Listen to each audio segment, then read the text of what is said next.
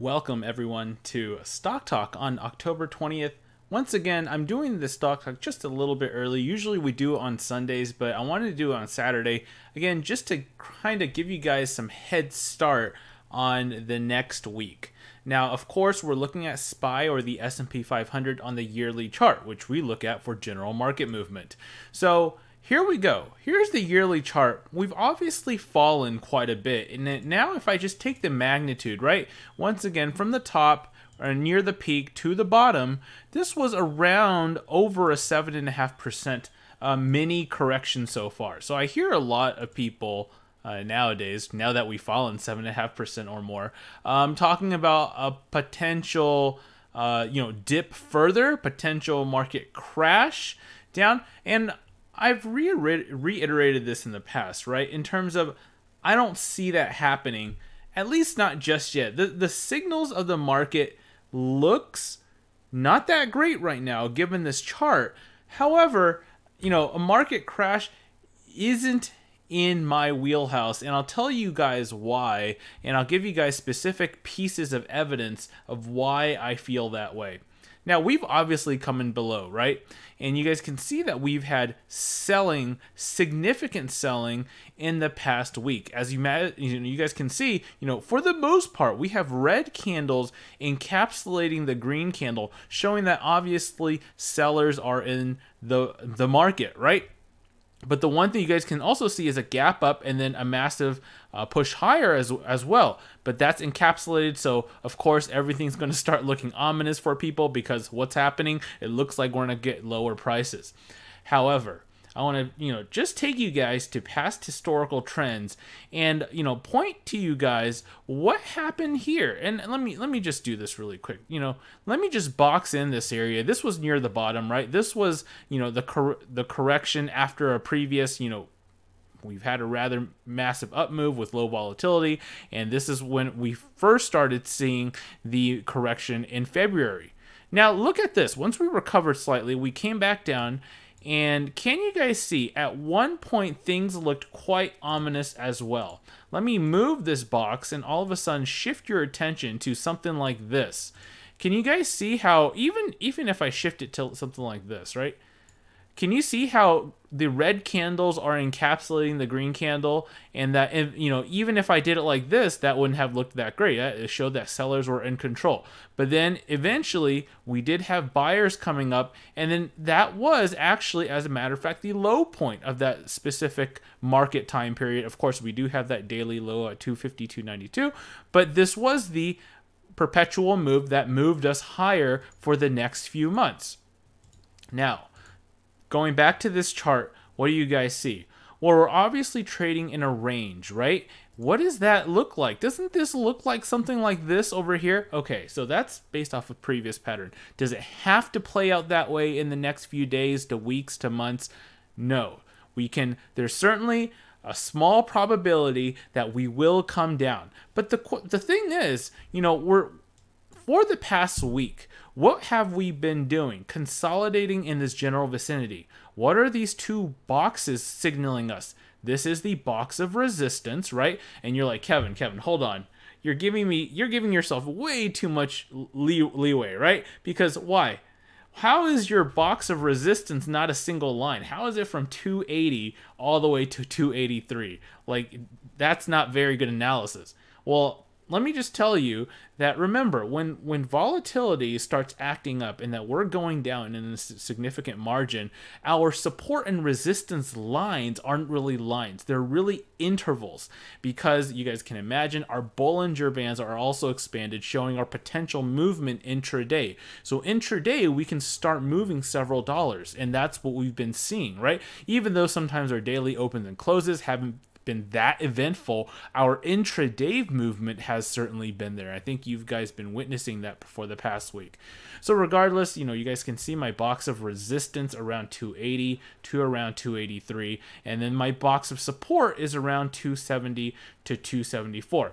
Now, I do agree with you guys, given that this is a big range of support, I agree that stocks that have been possibly moving significantly higher in the past week are going to fall more, given that market volatility is here, especially if markets do come down, right? So for example, just taking an example, if we're at, for example, 276.25 right now, and we come down to 273, a strong stock that's been performing very well might correct slightly more than some of the stocks that have already done a lot of the correcting, a strong stocks that is. So just keep that in mind. But in the meantime, we are trading in this range. Now, what do I think is going to happen in the next few days to weeks?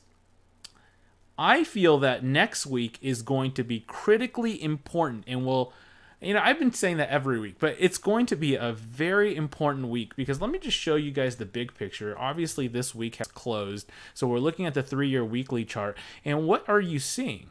Can you guys see, so far at least, how this candle's between the 50 and the 20 period moving averages, right? Wasn't this candle part of the 20 and 50 period moving averages? Did we have the bears winning control the following week, followed by a reversal? Then this was the catalyst that moved us back to the upside. We did do some retests in these 2 weeks, right? What we're seeing is that if this is near the realm of the bottom, which is what I'm expecting, we can have bears pulling us down one final time. Now, where's that area of support? Once again, that's why I have the box of support, right? This is the range, and I'm looking for some sort of support at that point, should we get pulled down, right? Because obviously bears look like they are under control for now. So that's that. What do I see in the near future? I've been favoring a move down, and then a recovery back to the upside. A move down towards the boxed area, followed by recovery to the upside. What is this box over here? Well, I've talked to you guys in the past, remember, around 258 to 261. That box would represent the February, March, and April lows around that specific area. Do I see us coming to that specific area in the near future? The answer is no. Is that in the back of my mind? Sure it is, right? It's in the back of everyone's mind, whether we will get to that area. But we will have to see some definitive movement or definitive push back to the downside in order, because you guys can imagine, from this area 260 to this area 270, that's a $10 move. That's quite a large move. That's almost, taking this drop 7%, right? Around 7%, 7.5%, and adding 1/4 to that. So that would be quite a bit of drop, and I'm not expecting that right now. Okay, but almost half of that actually. So we'll keep it as is, and we're going to be monitoring the market every single day. Now, the market is consolidating, right, for the past week. It basically moved nowhere for the past 5 days. Yes, you guys can imagine there was a lot of intraday movement. But the big picture here is, as we consolidate, the market is getting for, in my opinion, a big push to the upside or a big push to the downside. And hence, next week will obviously going to be very critical. And then every day this month, in my opinion, up to midterms, is going to have high volatility. That's just how it's going to be. So be ready for a highly volatile, similar to what we've seen in the past week. It will be interesting times. Let's take a look at TVIX. Here's TVIX, or volatility. So, I want to take you guys to the 5-day, 5-minute chart just to show you this boxed area again.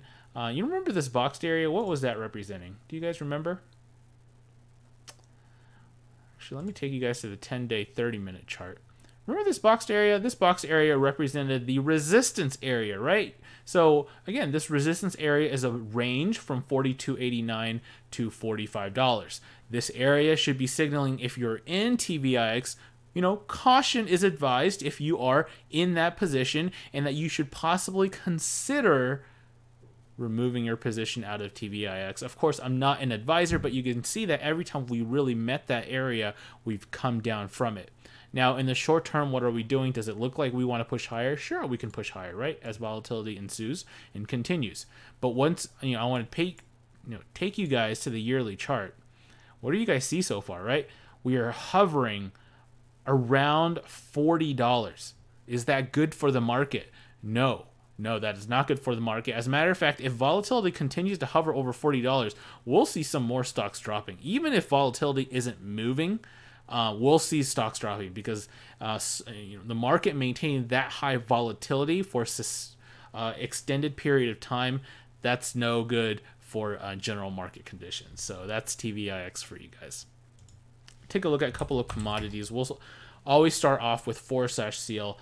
Guys, I also want to talk a little bit about the course. I know I got a ton of questions about the course. So first off, let me just show you what this course is all about. This course is, of course, taught by me. It is through video lessons and really how to buy and trade in any sort of market conditions, right? How are you going to enter a position, or are you going to enter a position right now, for example, in this market correction time period? And how do you do so, right? Are you going to catch, it falling? Like, how are you going to invest? And that's something that I teach in the course. You guys can see the curriculum, and this is the part of the website.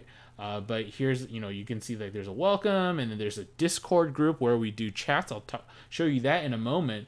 But I talk about all of these market basics, how to read a chart, the differentiation between price and time, the various time frames, how to buy or sell, what kind of patterns I look for, what kind of trends I look for, what kind of indicators do I use, right?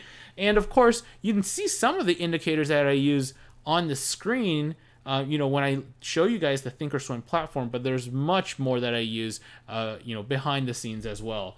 And so, talk about ETFs, market psychology, and give you guys a ton of practice so that you can hone in on your skills. So instead of losing significant amount of money, you're either losing less amount of money right now in the markets, or you might be perhaps gaining money, as a lot of our traders have done, investing in TVIX and knowing how and when to invest. So I know a lot of people on Discord, so I should show you something. Here's a screen of the Discord chat that I usually do. You guys can see this screen, and there's a lot of comments below and above, but I make some comments during the day as the day is trading. I think this comment was made on October 18th at 1:40 p.m. So I was talking about how I was looking for general movement and looking at the volume and looking at price and trying to correlate whether we were going to get a flush to the downside. This is stuff that I do when the markets is trading, especially in this volatile time period. If the markets are going higher, that's generally what we expect, right? So, that's for you guys to take a look at, and that's just part of the Discord chat that we use. All right, let's get back to the Stock Talk screen and talk about crude oil. So remember in the crude oil, I talked about how, right now we were on a short-term downtrend. Well, you might be Kevin. You're like, Kevin, is this short term? Yeah, I would agree that this is a pretty short term. If I take a look at the long term chart, it's still on an uptrend. But let's just take this from here to here. Just taking the body of the candle is around 12.5% drop, right? 12.5%, just the bodies only. Not talking about the wicks. Let's take a look at this, right? Can you guys see from here to here? We're not there yet, but if we take this, right, and we average this out, you guys can see, and we can just move this slightly in, we're nearing that area of a possible support. Are we there yet? We don't. We're not, but we can still go a little bit lower before possibly moving higher. Now, here's the deal with crude oil. Crude oil did go 1.2% higher. You might think that's a lot, but you guys can see that we gravitated right towards the 20-period moving average, right? What do markets like to do? You guys know they like to gravitate towards moving averages, right? And that's what we do. And here's the resistance, 76.70. So you're Kevin, you're like, all that is great, but what's going to happen in the near future? Well, I just told you, right? Short term, there could be more downside. Long term, there could be a move back to the upside. But we really need markets to recover in order for that to happen.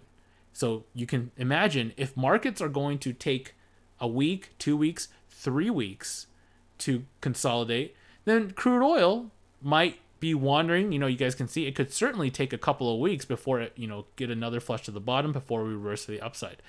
Could this have been the major upside and that's done? That could, but remember, now that we're in this area right here, we have to have a bit more support in terms of this being the absolute top and that it's going to go lower, below, like, let's say $64.20. Okay? So that's crude oil.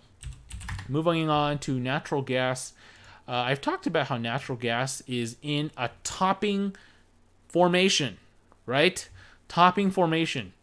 And what is it doing now? Can you guys see that it's still maintaining a top, right? This seems like this area is a top and that natural gas is having a difficult time to pull above this area.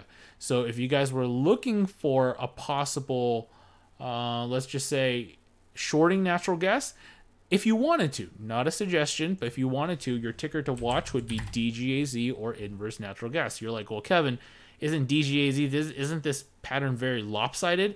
Yeah, for now it's very lopsided, but you can imagine in the past it's been lopsided as well before it started recovering again, all right? And you guys can see here, what are we doing? Consolidating.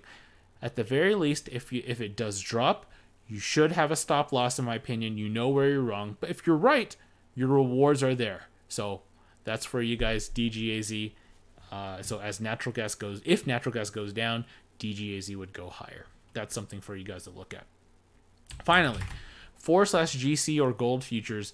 Gold futures really, I want to say gold futures has done something exciting, but gold futures has once again started consolidating. But this is a pro for gold, not a bad sign for gold right now. You guys can see that right now it's consolidating. What is it wanting to do? It should attempt at least another push to the upside, given its, given that we've finally broke above the 1220 level and closed above it, and we're consolidating. So it looks good so far on the gold chart, at least on the yearly chart. Let's take a look at the 3-year weekly chart because we haven't visited that in a while. And we'll take a look at gold really quick. So you guys can see that right now, we're right at the 20-period moving average. Isn't that a surprise? No. So what happened in the 20-period moving average in the past, guys? Can you guys see this, right? Here's the 20, rejection, and then pull above. That was the confirmation that we're going to move higher, right? A rejection up, but the general trend was back to the upside. This could certainly play out, but it could certainly take a while for it to play out. That's something we have to consider in the meantime. Okay, let's talk a little bit about your tickers, which are very important. And I want to tackle all of them, or most of them, if possible. We'll tackle the first ticker that someone on the Facebook page commented, which was PayPal. So PayPal was, after earnings, was one of the few stocks that went up significantly and maintained that significant level in the for this chart, right? So this was due to earnings. Here was a 9% move. And what are we looking right now? Well, here's the deal with PayPal. This chart looks fine. Nothing wrong with the chart in terms of a possible long position. However, are we overextended in the short term? Probably, right? And given that market is unsettled, in my opinion, even PayPal, given its strong earnings, will have a more difficult time than usual, let's say, for it to move higher, especially moving to all-time highs. 93.70 was the high, right? It's going to have a hard time getting up there. That's my thought process. So the thing is, if you like PayPal, you like the company, you like their revenue and their earnings stream and their partnerships and whatnot, you know the fundamentals of the company, once the market stabilizes, you could certainly look into PayPal. But are you going to chase a trend now that it's gone up over 9%? Interesting, right? PayPal, that's for you. So thank you for your comment. McCombs, let's take a look at ATVI. Is that Activision? Yeah, Activision. So this one obviously has some trouble, right? Has some trouble. I was watching this one because this one was on my watch list. And can you guys see this decline? So let me just, you know, I'm going to do this again because this is, let me see how big,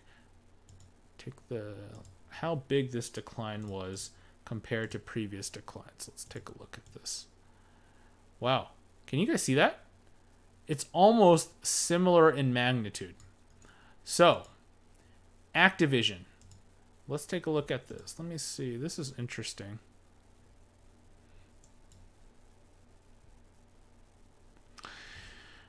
The problem with this chart, and the only, you know, the only problem is, what have we done? Can you guys see? I'm not going to say. Pause this video for 5 seconds if you want to. What have we done? We've closed below the 50-period moving average. That can't be a good sign, right? That is telling us possible lower prices are coming. And also, do you have to be the first person on board if this is a low? No, right? Remember, we always talk about if you're the first person on board, then you don't know where that train's going to take you, right? It might take you to a completely different area that you don't want to go to. And therefore, I think for this one, if we start consolidating and then recovering back, you will certainly have that opportunity to get back in, right? You don't have to be the first person to take that loss. But right now, the momentum is being pushed to the downside. Earnings coming up in less than a month, right? So keeping all that in mind, this one has the potential to push up before earnings. But what will the market do? Right, that's also something to consider. The market is really, you know, regardless of when news come out, like, you know, whatever game they're coming out, or the user base or their revenue, whatever that's coming out, the market's going to take it negatively if the market is going to go down. So it's going to, you know, be cautious on this one as it's falling. Jay, great trading day. Thanks for real-time comments on the Discord chat. There you go, guys. We have people in the Discord chat making money, and that's just how it is. 53i5, thanks again, Kevin. Please give us outlook on TRXC. TRXC. Okay, so you guys can see on the yearly chart how, once again, this one is on a constant downtrend, right? Do we see a sign of reversal just yet? And the answer is no, right? We don't see a sign of reversal. This one's on a constant downtrend, you know, and this one could continue moving lower. Let's take a look at the longer term trend. Do we see anything from that chart? Wow. Can you guys see that? What's bad about that? Well, obviously we're below the 20. You guys can see last week we closed below the 20. Now we're definitely below the 20. And here's the 50, right? So we could possibly go to $3.70. This one moves quickly. So you guys can imagine if you take a long position, you know how much money you could lose. If you're shorting, possibly not too bad, right? Not too bad. But you have, once again, you know where to set your stop loss if you're wrong. But you know, you want to follow the trend. The trend is telling us this will go lower, as of now, at least, right? We don't even see a green candle in the past few weeks. All right, and then the last comment. I'll tackle a couple. So first, Mike, Kevin, thanks for your education. You've grown to be my favorite YouTuber. Thank you very much. I appreciate the compliment. If you guys like these videos, please hit that thumbs up button. It's getting to become a long video, but you know, sometimes that happens when market volatility. However, I'm curious on one possibility you didn't cover on SPY. Would you be worried if SPY goes up tomorrow but can't be the resistance at 280.40, the same it hit on 10.14? What an interesting comment, because I read your comment and then I looked at intraday movement and then I'm like, not bad, right? 280.40 here was 279.30. Okay. Would I be concerned? So I already talked about general market movement, right? So my big my concern isn't what really happens intraday.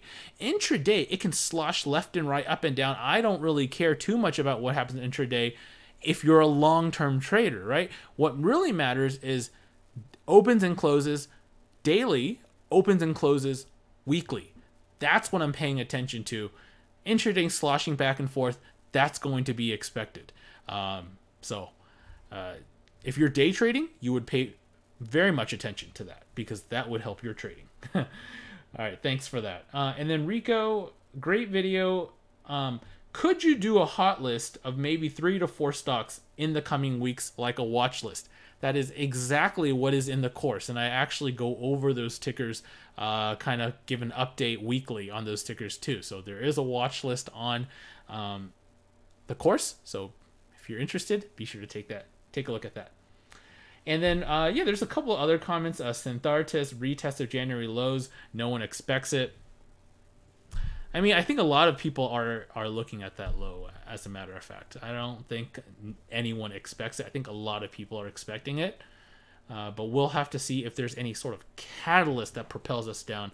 So far, I don't see that happening just yet. So I'll keep an eye out for that.